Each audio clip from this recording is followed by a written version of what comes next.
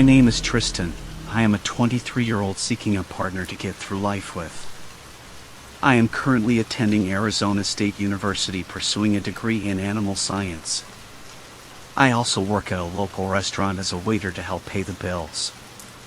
Let me tell you a little bit about myself. I enjoy working out and watching what I eat. I enjoy hiking and sleeping under the stars.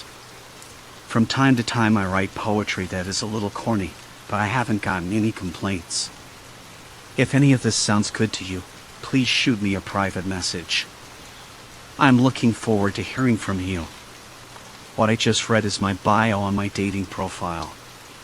Every word of it is true, and I think I'm quite the catch. I receive messages once in a while, but most of them are from bots. That all changed when Isabella messaged me. It's a day that I will never forget. Her bio read as follows: Isabella, 22, enjoys the nightlife of the city and looking for someone to share it with. I'm a bit of a fashionista, and my friends are constantly annoyed about the amount of shoes I own. I just got out of a relationship with my high school boyfriend, but I feel I am ready to get back out there. She sounded perfect, almost too perfect. But as Wayne Gretzky once said, you miss 100% of the shots that you don't take, so I took it. I sent her a message and she responded to me quickly. We agreed to meet at a fancy steakhouse on Saturday night. I had a feeling that I had not felt in quite some time. Some would describe it as butterflies. I just hoped that she felt the same. The past 3 days have dragged on. All I keep thinking about is Saturday. We've messaged a few times throughout the week and gotten to know each other better. I learned she also likes hiking and that we share the same interest in movies. I also found out that she attends the University of Arizona, so we already have a playful rivalry. I keep staring at her profile picture and hope that she's the real deal. Saturday night finally came. I shaved and showered like I never had before. I put on my best date outfit, which is my button-up teal shirt, brown slacks with matching loafers, and my Rolex watch my dad gave me for my high school graduation. I spritzed myself with my best cologne, took a deep breath, and looked in the mirror. I told myself that I was ready for the evening, whatever it may bring. I arrived at the restaurant 20 minutes early, to hopefully get the jitters out of my system. About 10 minutes later I looked up and she was walking right towards the entrance. She was a beautiful blonde and she was wearing a black sequins top with red pants and black stilettos. She looked just like her picture, if not better in person. The butterflies definitely are working overtime this evening. I got out of the car and met her at the front entrance of the steakhouse. We locked eyes and smiled at one another as we embraced each other with a hug. I held the door open for her and we went in. I had mentioned previously that I was a waiter, but this place is way fancier than my job. The atmosphere was incredible. We started with red wine as well as an artichoke dip for our appetizer. I had gotten the New York strip, medium rare. She ordered the exact same thing. I think I'm in love. Our conversation was going beautifully until we hit a little bump in the road where she got choked up talking about her ex-boyfriend. Some might consider that a red flag, but I consider it to be her venting and don't mind. Especially after the stories that she told me about how he treated her. He had controlled every aspect of her life from freshman year of high school until last year. What she could eat, what she could wear, and what friends she could talk to. She had told me that he was part of what she left behind when she moved from Missouri to Arizona. The guy sounded very manipulative and a total creep, and I told her that I would never do anything like that to her. She wiped the tears off of her cheek and smiled at me. Our food came, and it was delicious and very filling.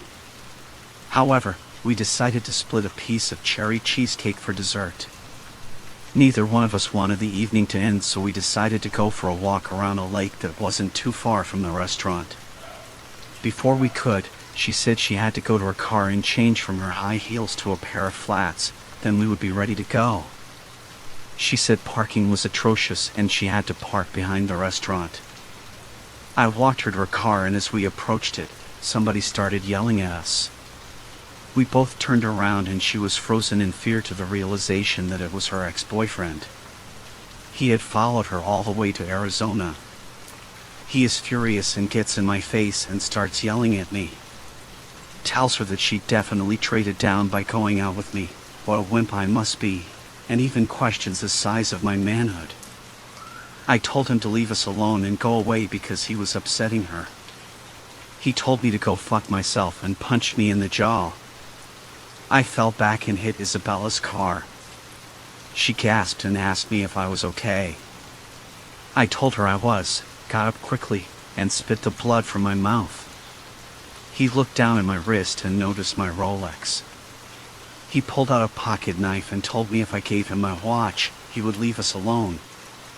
I thought it was a good trade, so I gave it to him. Isabella told me not to, and I quickly found out why. He took his knife and stabbed me in the shoulder. After that, he took off running.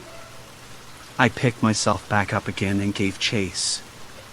He was fast, but I was about to show him what working out 5 days a week looks like. He got about a 20-second head start, and even in my best dressed outfit, I quickly caught up with him. I tackled him up against a dumpster and broke his wrist, which caused him to drop the knife. He took his other fist and tried to punch me in the jaw again. However, I evaded it and returned a counterblow. I knocked him out cold. As soon as that happened, the back door of the restaurant opened because our waiter wanted to see what all the noise was about. He noticed my shoulder and instantly gave me his towel. He offered to call me an ambulance, but I insisted. Isabella ran right next to me.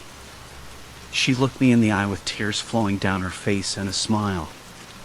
She thanked me for protecting her as she gave me a kiss on the cheek. She took the opportunity to kick him in the ribs and bent down and grabbed my watch.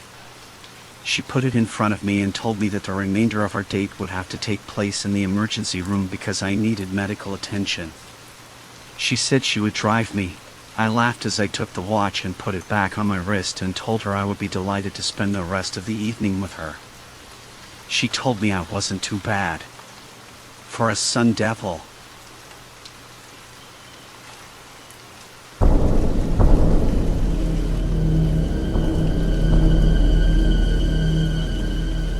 My name is Frank.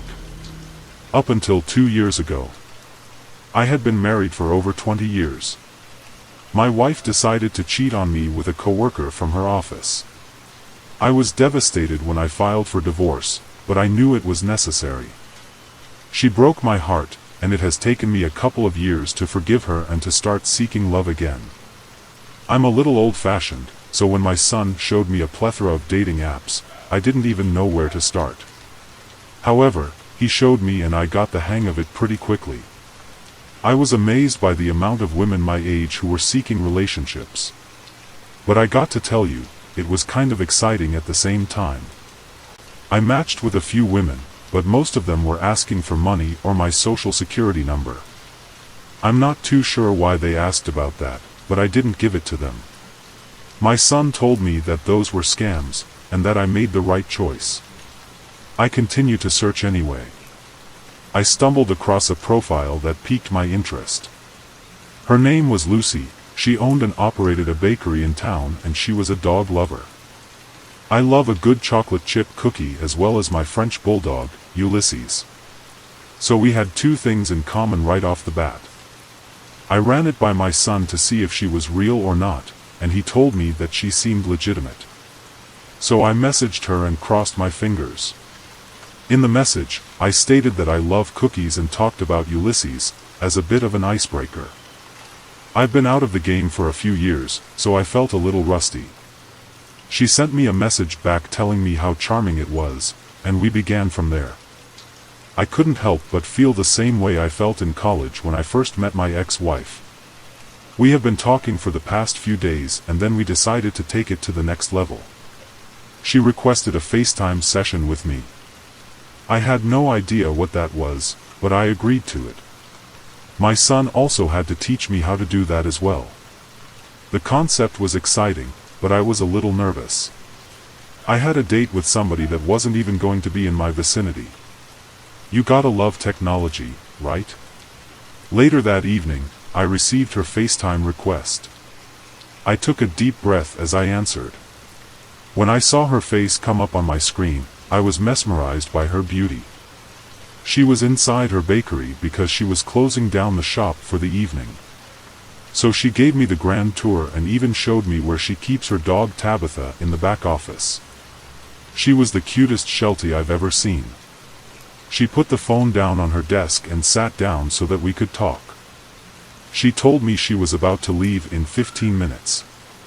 I told her that was plenty of time to talk, and I asked her about her day.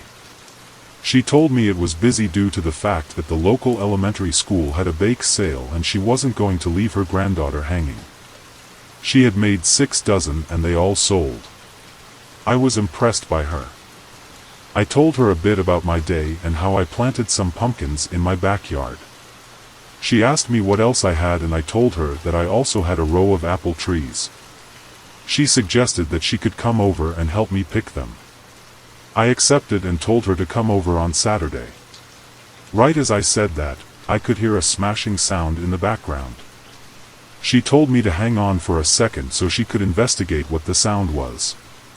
Lucy got up from her desk and went to the entrance of the store. In a scramble, she returned rather quickly and closed the door behind her. In a whisper, she said that a man with a crowbar broke into her store. I was quiet and asked her if I needed to call the police. As she shook her head, she hopped on her desktop and contacted the security company. I felt absolutely useless because I wasn't quite sure what to do. A part of me wanted to drive to the bakery and do my best Superman impression, but the other part of me wanted to stay calm and talk with her through it. I chose the latter. I told her I wasn't going anywhere and I was gonna stay on the phone until help arrived. She was very appreciative and we continued to whisper, talking back and forth. Suddenly, another crashing sound happened. She let out a small scream before she covered her mouth with her hands. Footsteps could be heard approaching the office door. There was a few moments of silence and then a gaping hole started to form in the door. He was breaking it down with the crowbar to get into Lucy's office. As he entered the office, he told her he wasn't going to hurt her, but he needs the combination to the safe. He said she was insured, and it would be more costly if she didn't give it to him. She told him the combination. He walked over to the right-hand side of the desk and put in the combination. The safe opened right up. He thanked her for her honesty and put the money in a trash bag. He took off running to the front of the store and made a clean getaway. I could tell she was shaken up and I told her I was there for her, no matter what. She began to cry and sniffle. The police showed up 10 minutes later with no sign of the burglar anywhere. The officer took her statement and then asked me a few questions while I was on the phone with her. Again, I felt completely useless. I didn't know what to do after that. So I just drove to the bakery, where I met her in person for the first time. She rushed to give me a hug. I embraced her as if I had known her for my entire life. She told me she wasn't upset about the money because the burglar was right, she was insured. She was just upset because of the traumatic experience. I knew that we had an unfortunate bond because of what happened tonight, but I was glad I could be there for her throughout the ordeal.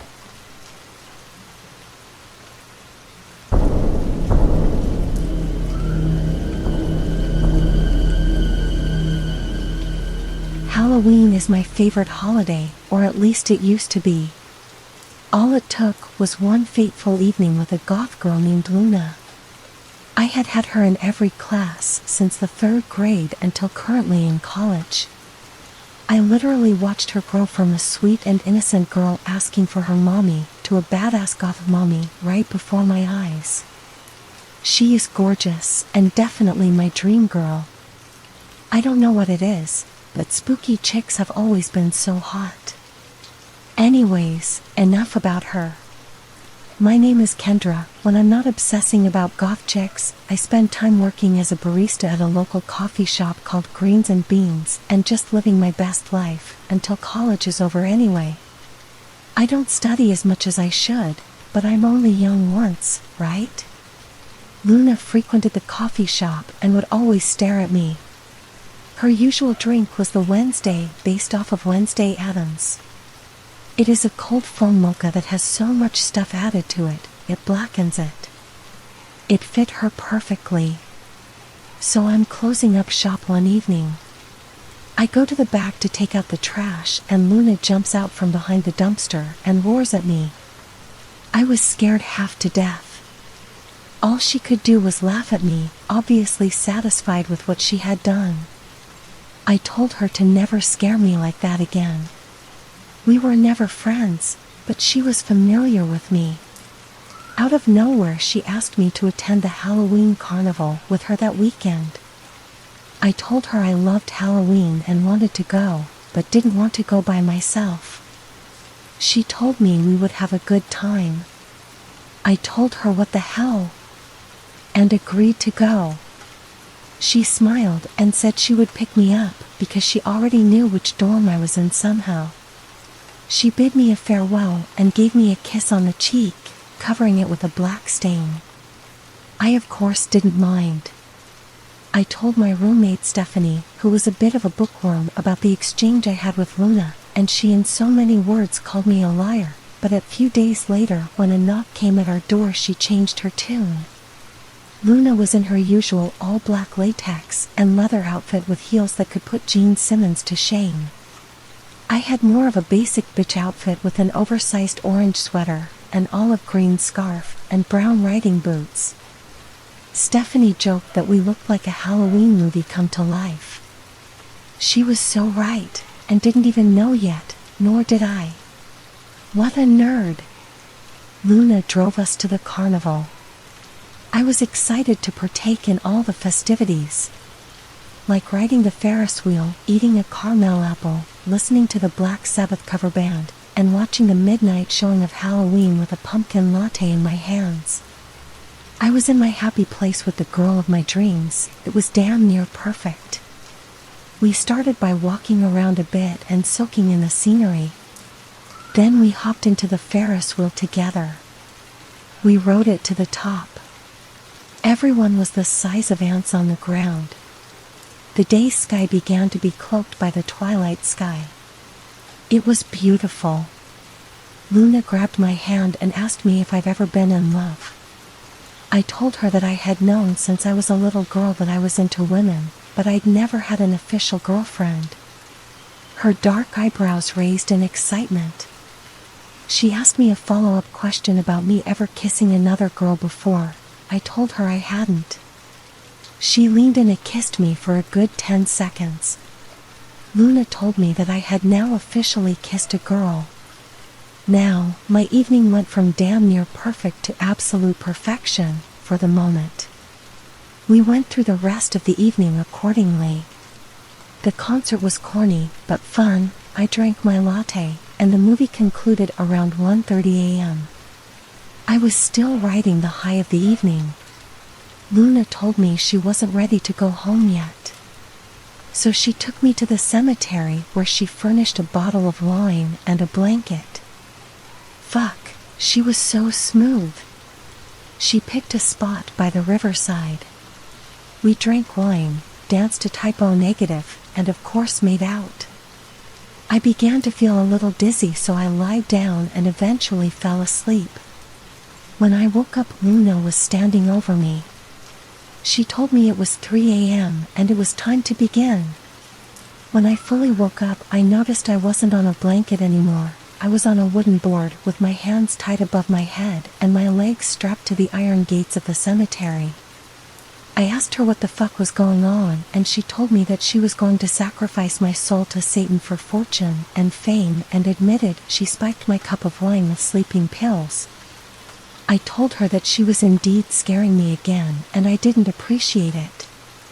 She just laughed and raised a dagger in her left hand to the sky and started reading an incantation spell from a piece of paper. The spell was, "O Lucifer, I give thee this soul. Let your power take its glorious toll. A pure virgin, so it was writ. So bring your glory from the pit." She began to lower the dagger towards my heart, but before it hit me, I told her I wasn't a virgin. She stopped dead in her tracks. She was puzzled because I had told her I never had an official girlfriend, but I informed her that I did get drunk at a party one night and hooked up with my best friend Gavin. That only solidified that I was into girls. She went from being cool and confident to fumbling her words and scared. I told her that if she untied me and let me go, that I would never speak about this night to anyone ever. She took my deal and used the dagger to cut me loose. I told her to never contact me again and that I would go to the cops if I ever saw her again. She moved 2 states away the very next week, and I never saw her again. I no longer find goth girls hot. I think I might be much more into nerdy chicks instead.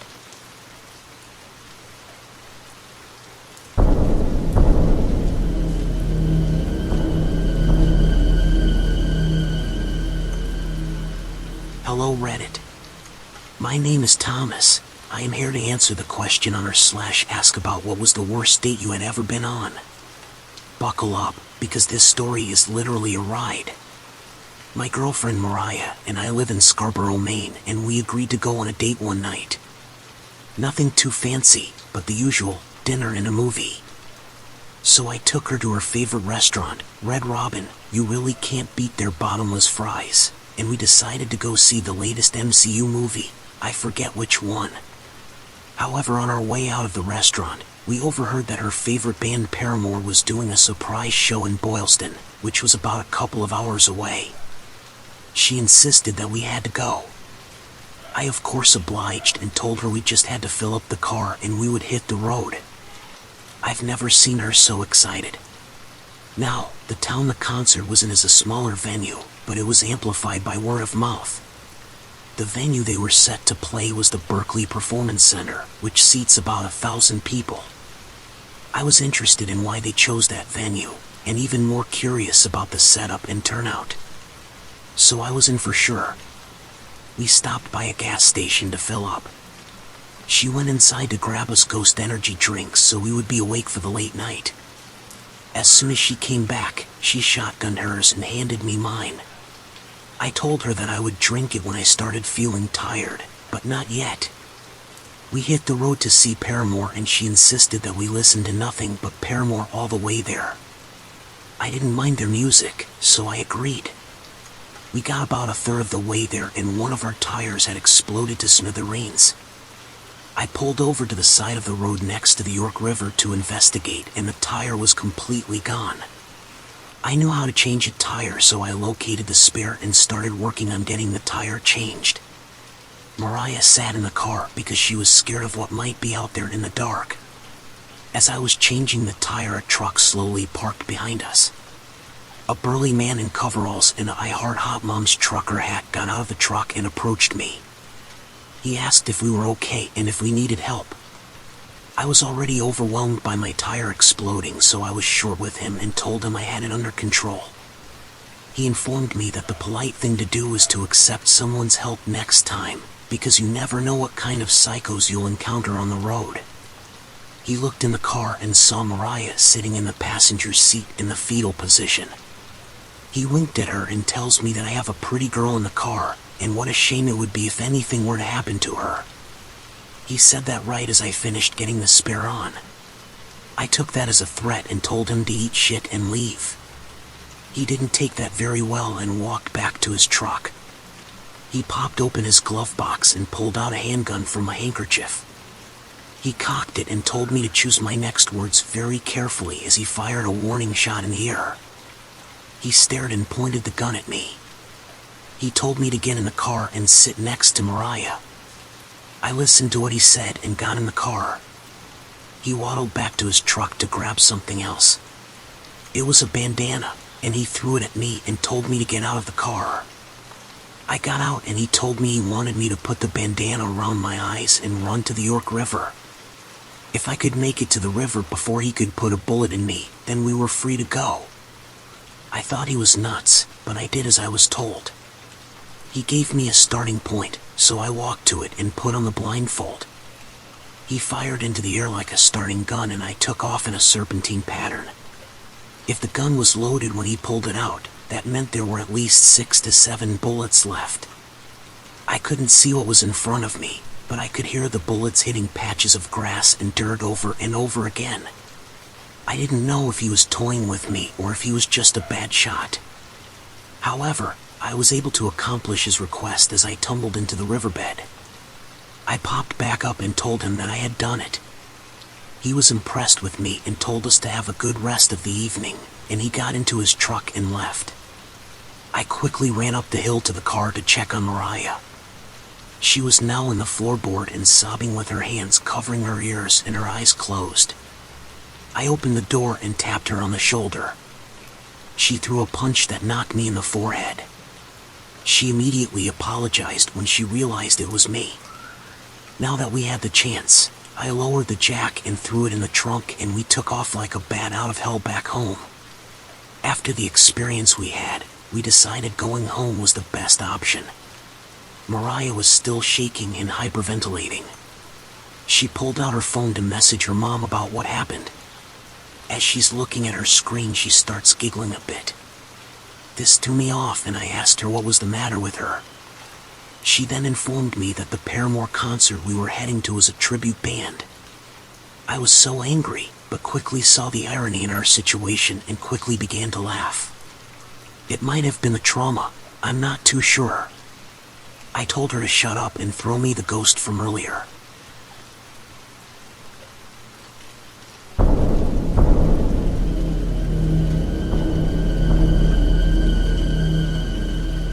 I was forced to block somebody and rethink my recreational activities because of a bad online gaming session date one evening. I'm Ellie, and this is my testimony. I was on the internet and bored one night.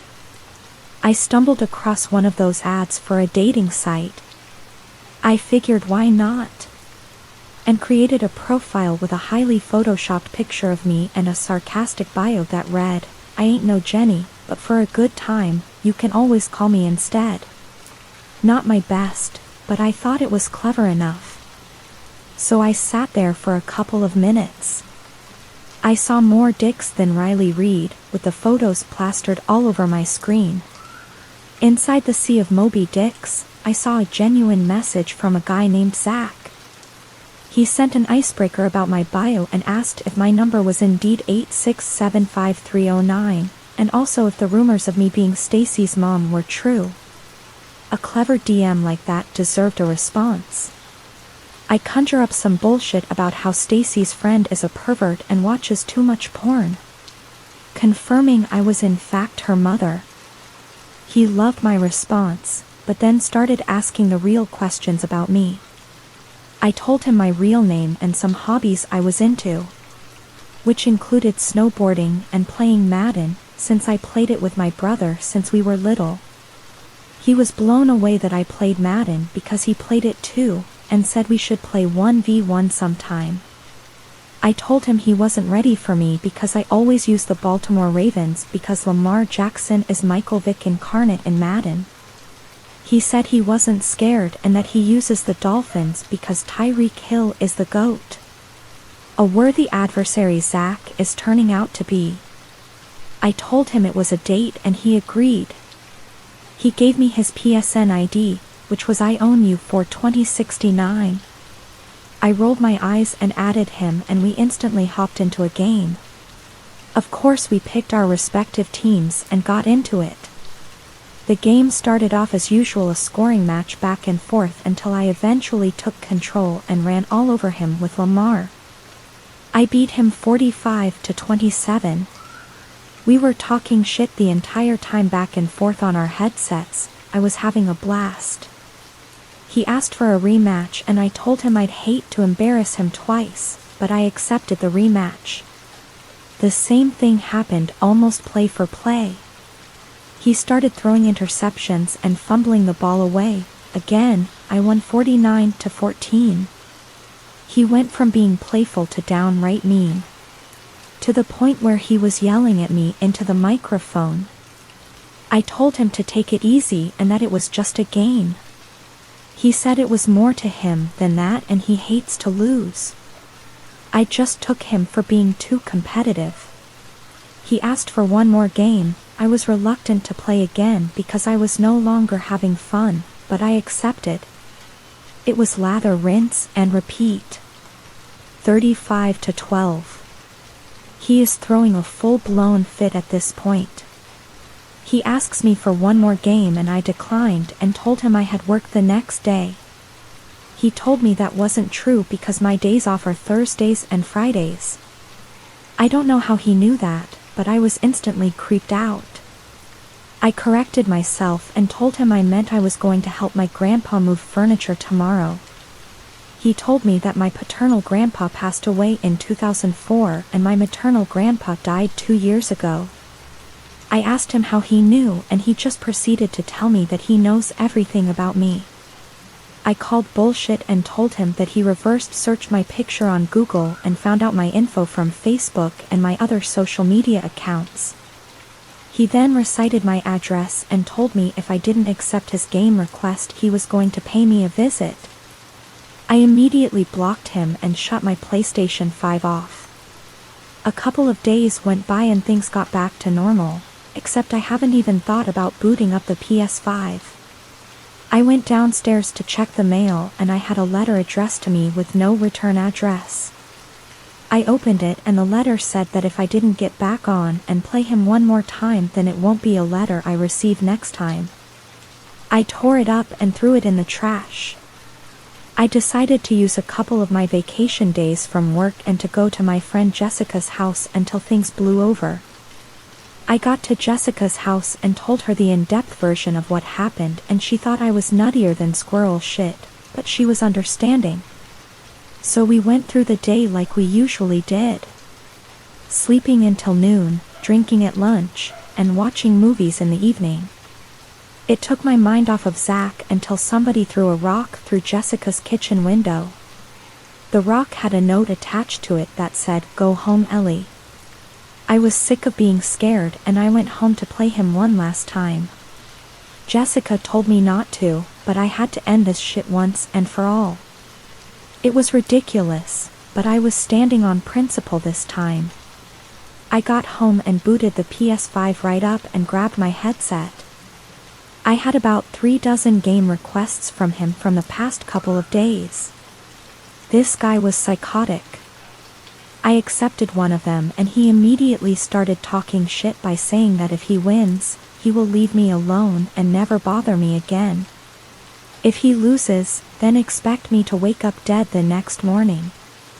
I had a plan. I was going to lose on purpose and chalk it up to being afraid. So the game went off like the previous, back and forth scoring, and the part where I always jump ahead and stay that way, I started to call questionable defensive plays and terrible offensive adjustments. He didn't catch on and was too focused on finally getting the better of me. I lost the game with a score of 64-28.